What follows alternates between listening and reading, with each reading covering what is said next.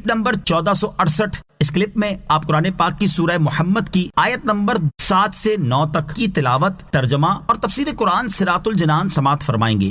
بسم اللہ الرحمن الرحیم۔ ترجمہ، اللہ کے نام سے شروع جو نہایت مہربان رحمت والا ہے۔ یا ایہا الذین آمنوا ان تنصروا اللہ ینصرکم ویثبت اقدامکم۔ ترجمہ، اے ایمان والو، اگر تم اللہ کے دین کی مدد کرو گے تو اللہ تمہاری مدد کرے گا اور تمہیں ثابت قدمی عطا فرمائے گا۔ یا ایہا الذین آمنوا ان تنصروا اللہ ینصرکم، اے ایمان والو، اگر تم اللہ کے دین کی مدد کرو گے تو اللہ تمہاری مدد کرے گا۔ ارشاد فرمایا کہ اے ایمان والو، اگر تم اللہ تعالیٰ کے دین اور اس کے پیارے رسول صلی اللہ تعالیٰ علیہ وآلہ وسلم کی مدد کرو گے تو اللہ تعالیٰ دشمنوں کے مقابلے میں تمہاری مدد کرے گا اور تمہیں فتح و کامرانی نصیب فرمائے گا اور تمہیں میدان جنگ میں اور دین اسلام اور پل صراط پر ثابت قدمی عطا فرمائے گا۔ اللہ تعالیٰ کے دین کی مدد کرنے کی 7 صورتیں۔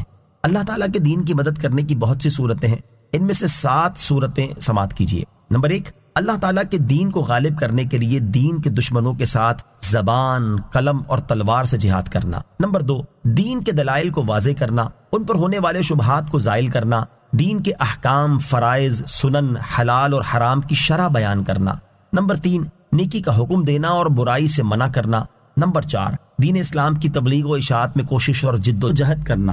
نمبر 5، وہ قابل اور مستند علماء جنہوں نے اپنی زندگیاں دین کی ترویج و اشاعت کے لیے وقف کی ہوئی ہیں، ان کے نیک مقاصد میں ان کا ساتھ دینا۔ نمبر 6، نیک اور جائز کاموں میں اپنا مال خرچ کرنا۔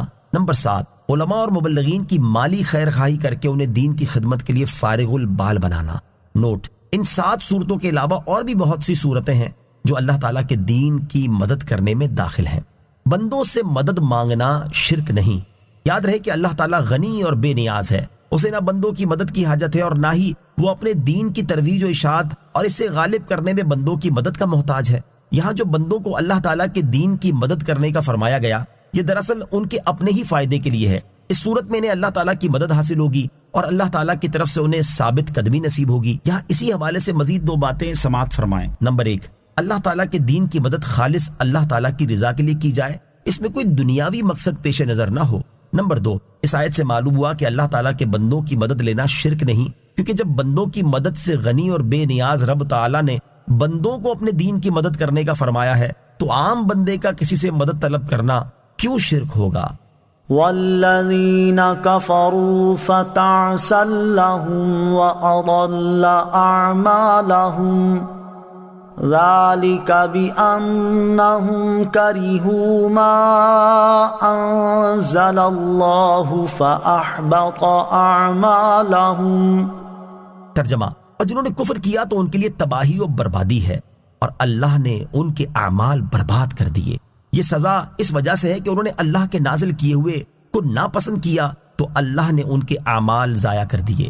والذین کفروا، اور جنہوں نے کفر کیا، یہاں سے اللہ تعالیٰ نے کفر کے 2 نتیجے بیان فرمائے ہیں۔ چنانچہ اس آیت اور اس کے بعد والی آیت کا خلاصہ یہ ہے کہ جنہوں نے کفر کیا تو ان کے لیے دنیا میں تباہی و بربادی ہے اور آخرت میں اللہ تعالیٰ نے ان کے اعمال برباد کر دیے۔ انہیں یہ سزا اس وجہ سے ملی ہے کہ انہوں نے اللہ تعالیٰ کے نازل کیے ہوئے قرآن کو ناپسند کیا، کیونکہ اس میں شہوات اور لذات کو ترک کرنے جبکہ طاعات اور عبادات میں مشقتیں اٹھانے کے احکام ہیں جو نفس پر شاق ہوتے ہیں، تو ان کے اس کفر کی وجہ سے اللہ تعالیٰ نے ان کے نیک اعمال برباد کر دی۔